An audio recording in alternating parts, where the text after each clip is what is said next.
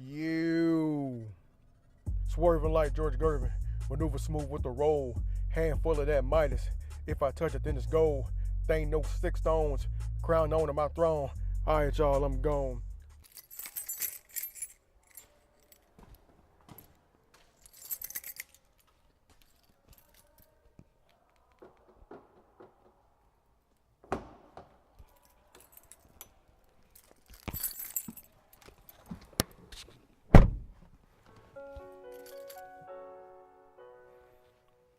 Another day.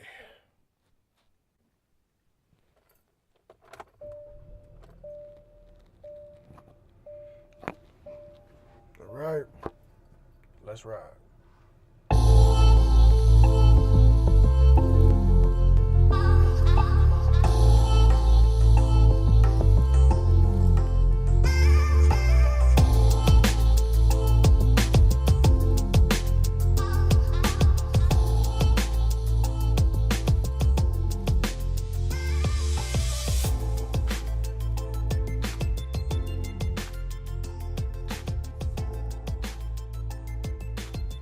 Yeah, I know.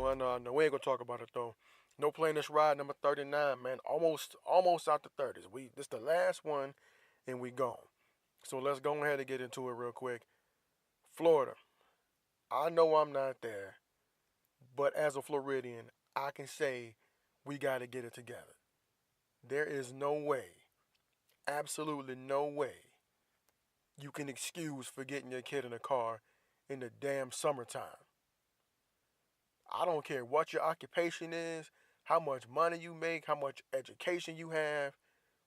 There is no way you can be occupied or stupid enough to leave your child in the car. Absolutely not. Not in Florida. Not in the summertime. You mean to tell me this woman got out the car and didn't feel the heat and just think about her kid? And if you don't know what I'm talking about, in South Florida, there was a woman who went into the store, left her baby in the car.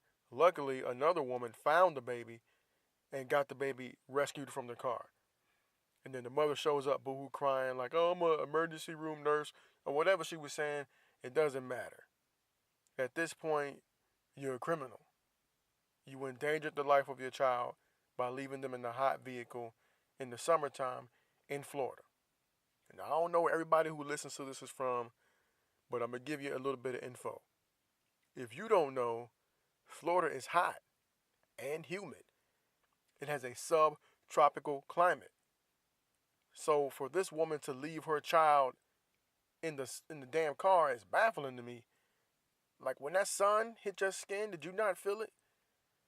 When that humidity got on your back as soon as you got out the car, did you just all of a sudden forget you had a child? Were you not in the AC when you got out the car and then stepped directly into the heat? I hope we went around with the damn window down. I hope that's not your excuse. I don't know, but that's ridiculous to me, man. There's no excuse for that. Luckily, though, some people in Florida got it together. They did charge her. The officer down there said he felt like they had to. They had to set a precedence. And this also happened, not this, but something similar happened in Houston where there was a child left on a daycare bus for 3 hours. That child, unfortunately, didn't make it. He died. They checked the heat, and apparently it was 113 degrees in that damn bus. Somebody's getting sued, or somebody's getting their ass whooped. As a parent, I don't know which one it would be. I would hope that I would be forward thinking enough to not harm that person. But let's just be real. Reality is reality. The emotions can't really be checked when in a situation like that. They should be checked in a situation like that. But if somebody was to lose control, as a parent, I would understand. But hit them where it hurts. Hit them in their pockets, man. And make sure they get no more business as a result of this. Or at least that the individual is fired. You don't want to put good, hard-working people out of job. But make sure at least that person gets fired. Like, I don't understand people are leaving behind children in the heat. And I get it. There's a lot of kids on the daycare. You're doing the bus run. That kid may have fell asleep or whatever. Get a head count. There's no excuse for that. If they've trusted you with driving the bus, I'm going to assume you've had some type of experience or training working with children. I don't know how that got missed. I don't know how they weren't able to see the child. They should have did a sweep on the bus just to make sure that there's nobody else back there, and or they should have swept the bus to make sure it was clean if it was at the end of the day, because I'm assuming that the father was going to pick up his child at the end of the day. If they didn't find the boy back there and realize he didn't get home, that tells me nobody swept the bus at the end of the day to make sure it was clean. That's another problem. Moral of the story is take care of kids, take care of your kids, and take care of other kids in your care if that's your job and or responsibility. It's too damn hot to be leaving kids behind in cars. That's all I got for that. Now, on to the juicy trash portion of the podcast. Donnie T, 45, in the news as per usual. But this one it's a little bit different. It's a little bit, has a little different vibe to it, I'll say. And I say this because when the media covered the story, it was actually covered kind of the same. At least for like the first couple of days, or at least on one show. So there was a meeting between Putin and Donnie T. They had their backdoor discussion. Then they came to the podiums. And then this brave reporter asked a question. How do you feel about the Russians hacking the election? And if old Donnie T didn't nut up right there on stage, oh my God. I've never seen a man in a position like that. You're supposed to be backed by the world's greatest military. You have all this confidence. You carry yourself in a bullyish manner. You're a rude, disrespectful guy. You're standing next to another guy, a smaller guy in stature, and you just nut up in front of the world. You take the side of the guy who supposedly hacked your election over the side of your own intelligence officers. Baffling. It would not make sense if we weren't talking about a certain individual. If we weren't talking about a person who Putin isn't supposed to have dirt on. If we're talking about a person that doesn't have money flowing through Russia via international business. Let's just keep it a buck. I have to believe at this point he has a contingency plan for when he's done with his presidency. Like, why wouldn't he? That'd be ridiculous not to. There's life after this job. He still has all his companies. He says he's not making money off of them. His kids are running them, but we know the deal. We know the truth. He's still getting paid off of these things. So, if I'm him, do I try to stay good for when I'm gone? Or do I blow it all up? Obviously, he's going to try to stay good for when he's gone. Because the next election isn't guaranteed with his approval rating. The way things have been going on, it doesn't look good, but then again, don't underestimate the American people, because people have been holding on. Like, they've been holding on to a sinking ship instead of going swimming for freedom in life. It's like the Titanic, but nobody's trying to escape. People are hanging on and just going down with the ship, watching this man act as president. It's crazy to me. I don't know. I just can't see how any level-headed person could do this. It's like having to make excuses for your friend who's been out cheating on his wife all day long, and you drop him off. He's too drunk to talk, so she's drilling you with questions, and you're like, oh no, he didn't hear his phone, or no, that text wasn't, whatever. That's what it's like watching this guy move around. He says something, his people have to come clean it up. He walks out the bathroom with toilet paper hanging out the back of his pants. Somebody comes and snatches the toilet paper before you can take a picture of it. That's the type of shit we're talking about here. It's ridiculous at this point. But it is what it is, man. I have no choice but to feel like Putin has something on this man, or he just doesn't know what the fuck he's doing. He was already trying to get Russia back into the G7. It just doesn't align. You bully all these other world leaders. When it comes down to this man, you shit on your own country. And then got the nerve to turn around and say you want NFL players to be punished if they don't stand for the anthem. You got a lot of nerve. Was it distraction? Were you trying to to shake things up because you got played on international television and then you had to run damage control for every day after that? Or were you trying to divert from the fact that them tapes leaked? Or that, let me word it this way, that your lawyer was secretly recording you.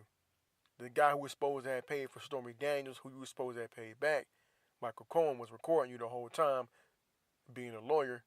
And now that tape leak, which one was the distraction? Or was the NFL a weak ass attempt to try to distract from both stories? Because this isn't going to go away. You gave people too much to read into. They were already on your ass about your relationship with him anyway, and then you go and get played on television by him, and then you have the tape coming out. It's like, how are you managing this? How are you getting anything done? Between the tweets and every other scandal you got going on every different week is ridiculous. I'm almost picking him to win the next election. I don't want him to, but I'm looking at it. It's like, we as Americans like sensational shit. And to be real, he is fantastic for ratings. Even if you look at his whole journey from being a candidate to being the president. If you look at the way the networks did it, the Democratic nomination, you barely even saw it on TV. Like, it was there, but it wasn't really there. The big show was the Republican nomination. That shit was on twice a day. They had so many nominees. It was crazy. But the one on primetime, with all the names you recognize, that's the one where Donald Trump was. He wasn't at the end. He was right smack dab in the middle of everything. His podium was the one in the middle. Every damn time.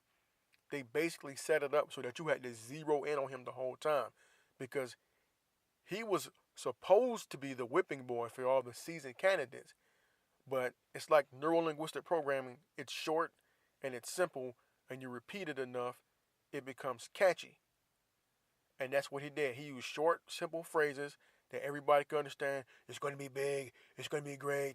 We're going to win. We're not going to lose. Hillary, Hillary, Hillary.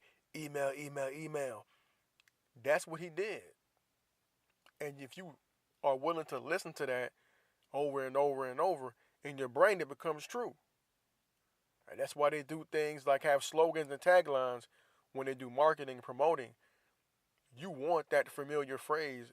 That familiarity makes you comfortable with whatever product it is. It's why McDonald's has been I'm loving it for so long. You know, it's why they had always Coca-Cola. These slogans, they don't go old. They don't get old. Like, just do it. Have it your way.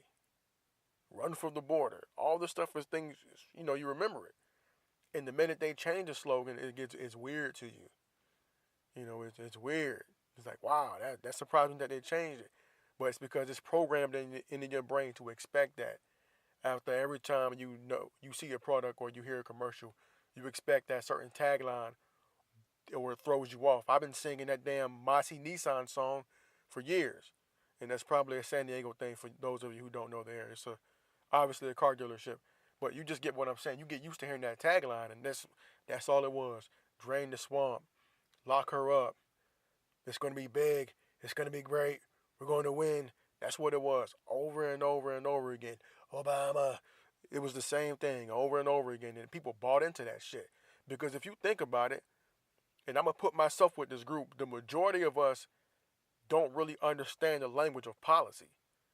As soon as people start talking about policy, you're listening for the first few minutes and then your mind starts to trickle off. And you have to go actually read up on that. For Americans who were just tired of Obama and tired of the left, having somebody go up there with a big personality who was speaking a language they could understand, who was a familiar face, they're locked in. And I'm going to tell you, I watched every Republican debate that led up into the presidency. So I could see it. The production value was great. They had all the commercials that run through prime time. All that shit was on point because this man equals ratings. So we'll see how it rolls out for the next election. I don't know who the Democratic nominee will even be. I'm thinking maybe Kennedy. Who knows if Hillary's going to run again? I'm pretty sure Bernie Sanders don't trust anybody enough to run again since he was sabotaged by the DNC. We're going to see. It's going to be a wild ride. I'm actually looking forward to it a little bit. I've been on my news break for a little bit, trying not to pay attention to shit, but this happened to catch my ear. And I was like, man, I got to check this out. I got to see what's going on. I don't want to be the one that can't have a conversation because of I'm just not paying attention. With the World Cup being over, I really don't have an excuse. And with all the African teams losing, well, except for France, with all the African teams losing, I really didn't have nothing to root for. Shout out to Trevor Noah.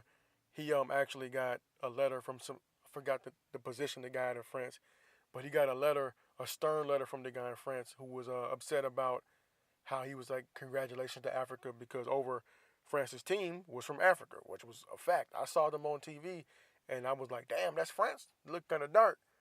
Like, I didn't think they got tans like that in France. I don't think there's that many mixed folks over there. I could be wrong. I know there's a good amount, but I could be wrong. But that team looked awful dark.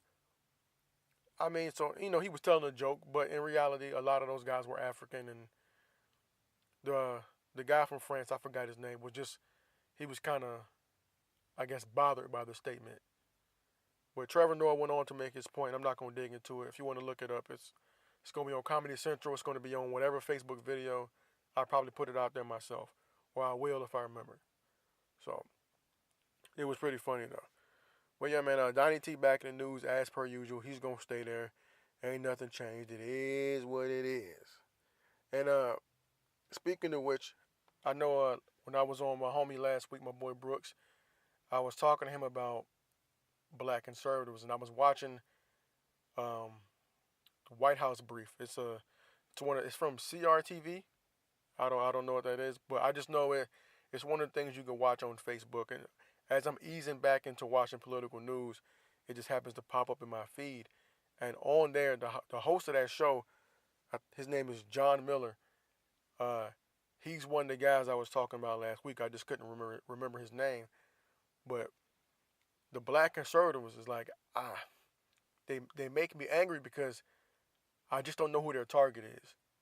I really don't. I know I talked about it last week, but it bothers me because I like to watch both sides of the news. I don't like to just watch CNN, HLN. I'll go and I'll look at Fox and see what they're saying. So, so you can compare and kind of bounce them off each other because liberal's going to lean liberal. Right is going to lean right, as always. You just got to kind of find where to meet in the middle and be able to pull the truth out of what people are saying. It just makes me angry when I see somebody black up there. When you could be talking to black people, you're not talking to black people. You're talking about black people. And I know the news shouldn't just be about us, but I'm thinking like, hey, if we're out here and we're all messed up, you should make a concerted effort to speak to us, especially if you think people are Democratic voters because they're being fooled by the left and because of the Democratic Party's history. I get all that, but talk to us, not at us or about us. It feels like you're trying to be the black guy in the room making jokes about black people with all his white friends, and your black friends are just sitting there looking at you like, what the fuck, man? Like, if you are in a position to help us. Don't shit on us, John Miller, Candace Owens, Amazing Lucas. Don't shit and piss on us. Help us, educate us. If you don't think we should be Democrats and you think we should be Republicans, make us see the light. Make us see the light. That's all I'm saying. But don't trash me and then expect me to listen to what you're saying, because most people aren't like me. I like to call myself a glutton for punishment. I'll listen. Even though it irritates me and makes me angry, I'll sit there and I'll listen. Just to check it out, just for information's sake, I'll listen to it. But it just digs at me every time. But I have to go past it to see what they're saying, because I try not to shit on the person. Because I don't ever want to diminish their accomplishments. They're still black people. They still made it to a certain level of success. And if I was to just disregard everything they did, I would kind of, in my own way, be doing the same thing I feel like they're doing. Check them out, listen, and listen with a grain of salt, because I know the message can't be soft, but just make it palatable for people to listen to and absorb. Anyway, I'm off that. I gotta get away from that. On to sports, man. Josh Hart, Summer League MVP. That's good for the Lakers. I like it. My concern is now, is he going to stay there? The Lakers have added a lot of pieces. And this is a part of the LeBron effect I don't like. I understand it's LA, La La Land, Showtime. You want to win now if you can win now. But there's a thing to be said about patience when building a team. Perfect example, Golden State. They were in the toilet for 20, 30 years. They kept trying to build the team the right way, pulling in free agents, getting the right coaches. It didn't work for a while, but once they started getting the right pieces together, the right free agents, the right draft picks, the right coaching staff, it started clicking. Even after Mark Jackson left, it was still, it was on the up. Steve Kerr got there and made things work. They even went as far as bringing in Steve Nash to help out with the team behind the scenes. But my thing is like patience. Patience will get you where you're trying to go in sports for the long haul. You may be able to grab a free agent that's a star and try to plug him in, and you may get to the playoffs. You may get deep into the playoffs, but a lot of times those teams fall apart unless you have like a superstar free agent like LeBron James. My only thing with that is, with James being the age he is, he wants to win now. Having a name there that big, the organization wants to win as soon as possible. Now, I think the expectations there are real as far as not next season, maybe a season or two from now. But I just don't like the instant, okay, we got this guy here, now we got to go get this guy and that guy. I really like the Lance Stevenson pickup. I like that one a lot. I feel like that's somebody who's going to bring a competitive edge to LA as well as Rajon Rondo. Now, with Michael Beasley, offensively great pick, I'm just trying to figure out how all these pieces fit. What's the starting five going to look like? Is Mo Wagner going to play? Is Maluk, I keep messing his name, is Maluk going to play? Like, I don't want to see these guys in the G League. These guys seem to have some type of talent. I hope they get rotation time because you have JaVale McGee probably at the 5 starting. I don't think they have Brook Lopez no more. So JaVale McGee, for argument's sake, let's say they put LeBron at the 4, Ingram at the 3. They keep Caldwell Pope. He's at the 2. And Lonzo's at the 1. And then coming off the bench, you have Rondo, Stevenson, Kuzma. Is Michael Beasley the 4? Is Kuzma the 4? Michael Beasley or Kuzma at the 3 or 4, flip flop whoever. And then who's at the 5? Is Mo Wagner at the 5 coming off the bench? I don't know. It just seems like a lot of pieces. And while they're building what should be a good team, I just hope it all fits, and I hope it's not adding too much too soon. Because for me, I would love to see the young players be able to get in there and build that relationship with the guys who are already there, and just keep that young core together, and then maybe you could win for years to come instead of maybe winning for 1 year and then all these free agents are gone. I just don't like with a basketball team adding like 2 more free agents. I think after that point, it gets a little bit weird. Now, if you're in straight rebuilding mode, it makes sense to blow your roster up and then just get a bunch of guys and try to make them fit where you can. But this team it's not established, but you got a good young core. Now, my thinking is that because of the blockbuster trade that happened between Toronto and San Antonio, they might be getting pieces so they can make a trade. Because I highly doubt Kawhi Leonard's going to stay in Toronto.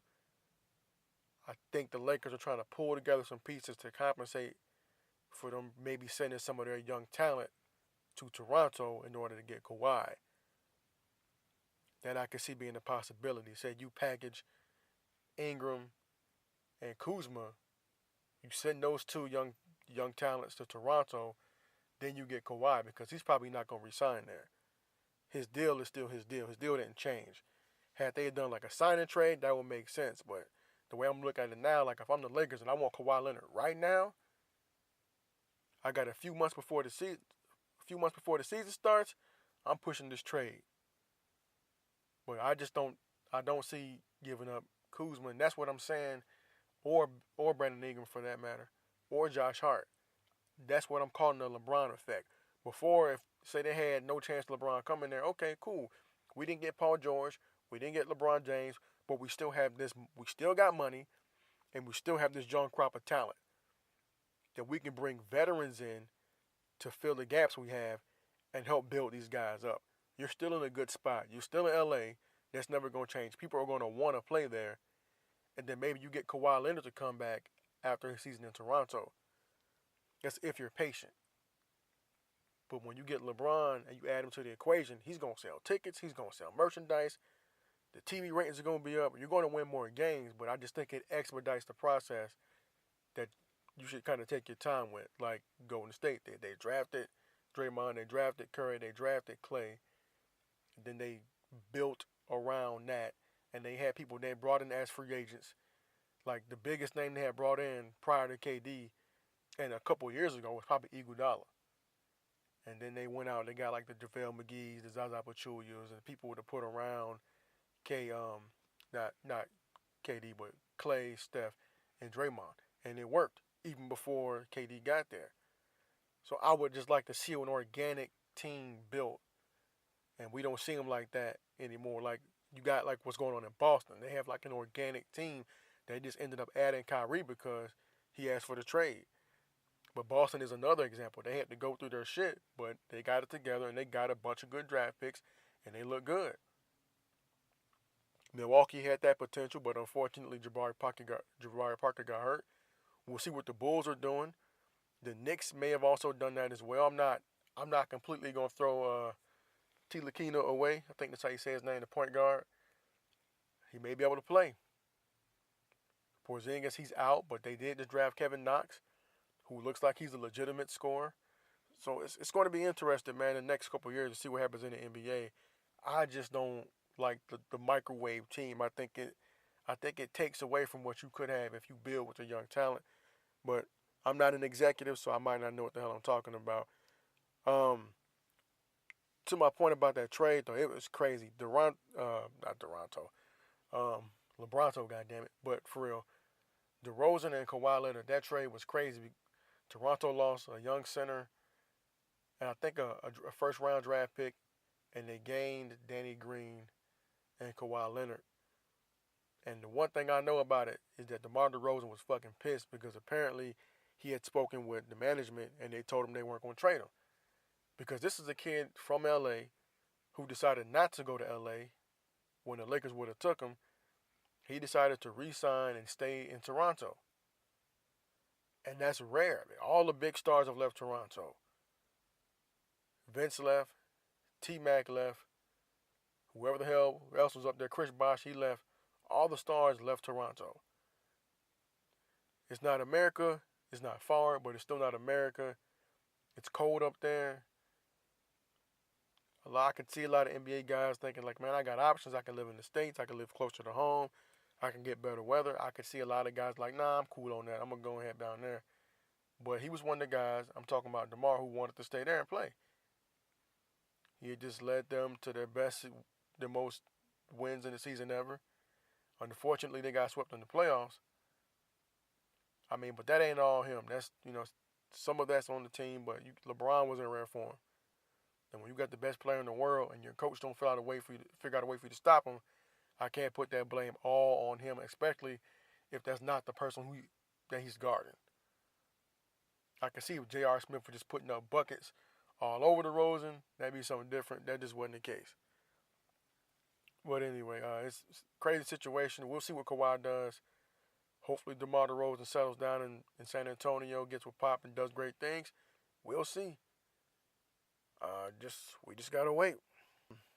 Music. Jim Jones has an album out. It's been out for a while. I just haven't listened to it. It's called Wasted Talent. It's kind of good. I've listened to it right before I did this, man. He has a couple of songs on there. Obviously, the Dipset features. He has Still Dipset with Joel Santana. He has Diplomatic Immunity with Cameron. Both good songs. He has another song called Gotta Be Real. I forgot the female's name, but that's a dope song. I'll let y'all know how I feel about the rest of the album when I get to. But so far, it sounds pretty good. I like it. I like it a lot. Sticking with music. Tekashi may or may not have been robbed and pistol whipped. When my boys tagged me in the joint, I saw TMZ reported that Tekashi was coming back from a video shoot. about to walk into the crib. Somebody blocked off his driveway, hopped out on him, pistol whipped him, put him in the car unconscious, went back to his crib, ran in the crib, got his jewelry, ran out, and I guess with them leaving him in the car, he jumped out the car, took off running. One of the guys was chasing after him and didn't want to get identified. Then apparently this guy Tekashi jumped in a stranger's passenger side, and that person called the ambulance and got him taken away. That's one story. That's the story that TMZ put out. And the other story is that they tried to rob him, but they didn't get nothing or whatever, something crazy like that. Is it true? I don't know. But what I'm saying is, it's likely that it's true because of the things that this kid has done. He's been talking a lot of shit and rocking a lot of jewelry. Like, I don't understand if you're going to say things about how you so gangster, how you got so much money, why would you be in a neighborhood where people don't have shit? Especially if you still live in there. It just doesn't make sense to me. And you ask for this shit. Well, you're one of these people that talk like you want all the smoke. The smoke will come find you and choke your ass out. And it's looking like that's what happened to this kid. Now, some people were saying it might be staged, and it might very well be. I wouldn't put it past him to be, like an internet troll and troll and make it look like something happened when it really didn't. I don't know. I don't know what the purpose is. Is it sympathy? Do you really have somebody on your ass? And you want to make it look like somebody got to you for the sympathy and to make it like you hot and that the police is watching you so people really won't mess with you? You came off a tour, went to court. A few days later, you getting pistol whipped. You're having a bad run. And if it is true, it's just like I said. Nobody cares about you apologizing for what you did after that boy X got killed. Don't nobody care about that shit. You in New York City. Y'all tough. Y'all tough, right? Well, that's what happens when people act tough. Somebody tougher comes through and tries to test you to see where you at with it for real. Nobody's gonna have sympathy when you invited that energy your way. That little weak ass Instagram apology don't mean shit to the people you already offended. So I urge these young folks, you talk crazy online, somebody's gonna find you. You're gonna bump into somebody real on the internet who's gonna be looking for you in real life. But what do I know? I'm just washed up. Joe Budden said some dope shit. He has an interview on one of his pull-up episodes with Vince Staples, and he was telling him, he's like, "Isn't it great being washed up?" I told my wife the same thing. I was like, I don't care what I wear. I don't care what people think about me. I just go places and do stuff. Being washed up is phenomenal. You just start to see things in a different light, and you don't care. It's just one less thing you got to worry about in life. You got to get here, though. You got to not be in the streets. You got to not get killed. You got to not get locked up. I ain't going to say you got to be married, but probably better off if you're married and washed up than single and washed up trying to find somebody else, because you're just going to find somebody else who's washed up. So I would say you should probably be married if you're going to be washed up. And then you really won't give a shit. I do just enough so that my wife is good. If we going somewhere and I don't know what I want to wear, I just ask her, hey, what you want me to wear? It's easy, bro. Get to the stage in life where you washed up and you don't have to be concerned with petty shit. It's a good life. You just got to make it here.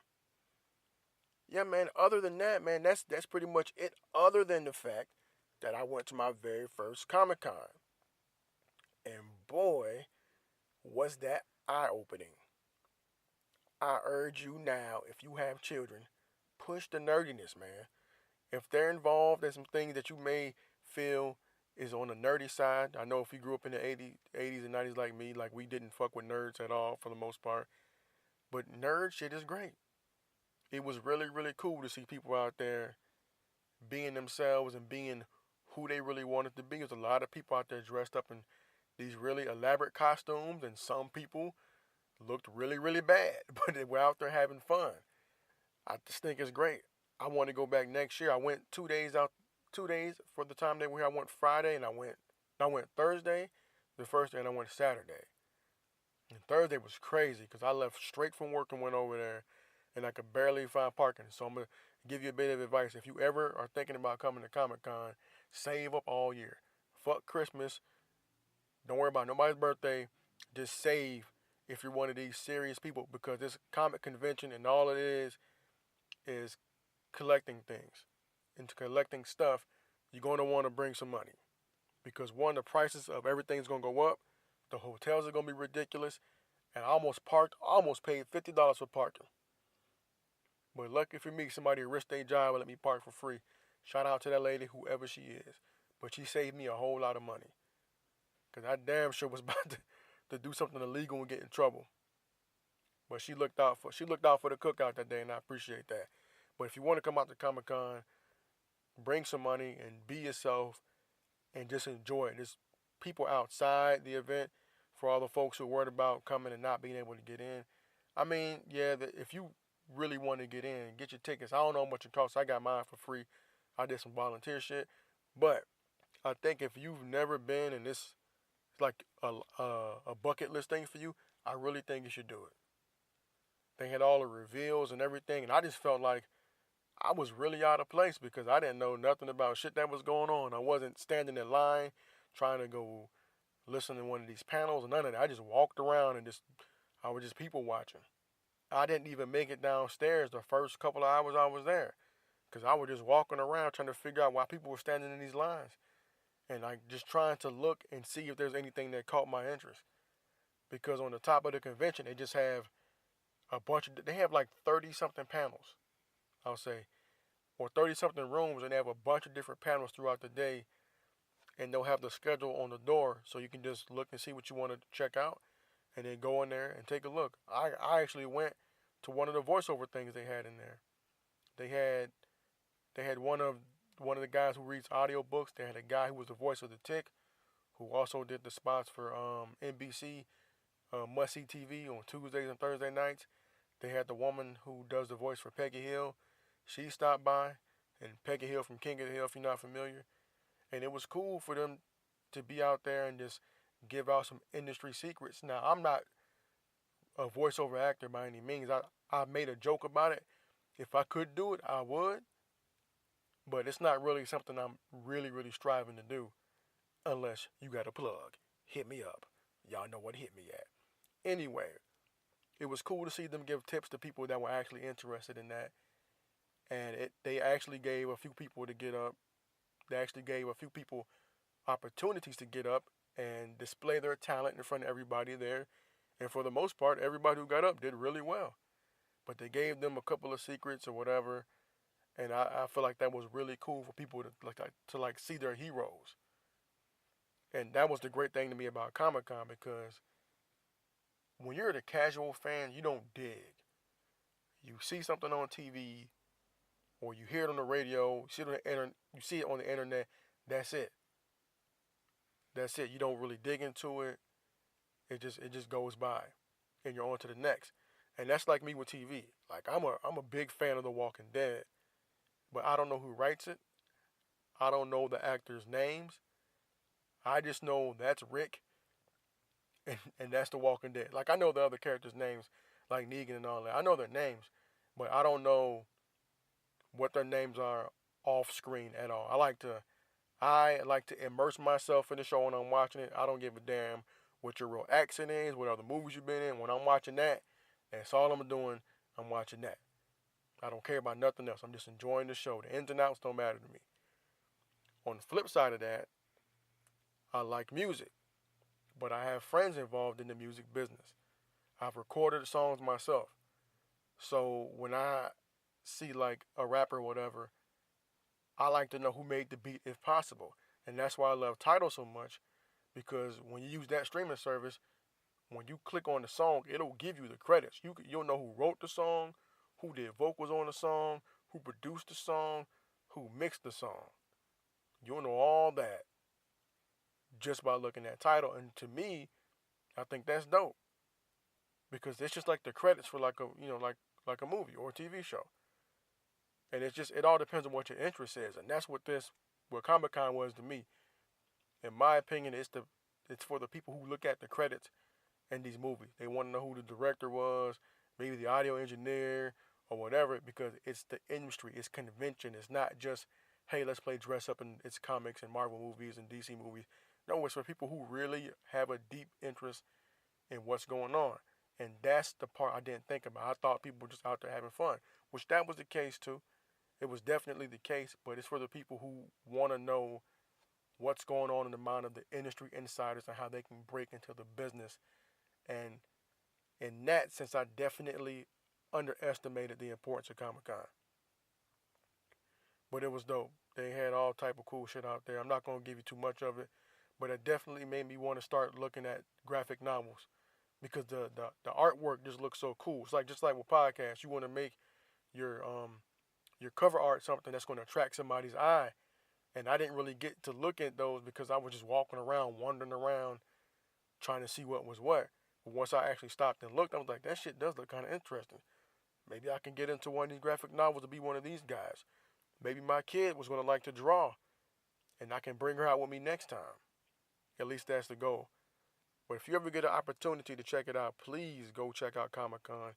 It's super dope, and I do hope to be there next year. And with that, man, y'all be good, man. I'm shutting it down. Like I always say, if you want to get at me, noplayinthisride@gmail.com. Noplay247 at Twitter. That's capital N, lowercase o, capital P, L-A-Y, noplay247 at Twitter. Facebook page, No Playing This Ride. I'm also on SoundCloud now. So I'm on SoundCloud, Apple, Google Play, all that stuff, all under No Playing This Ride, man. YouTube as well.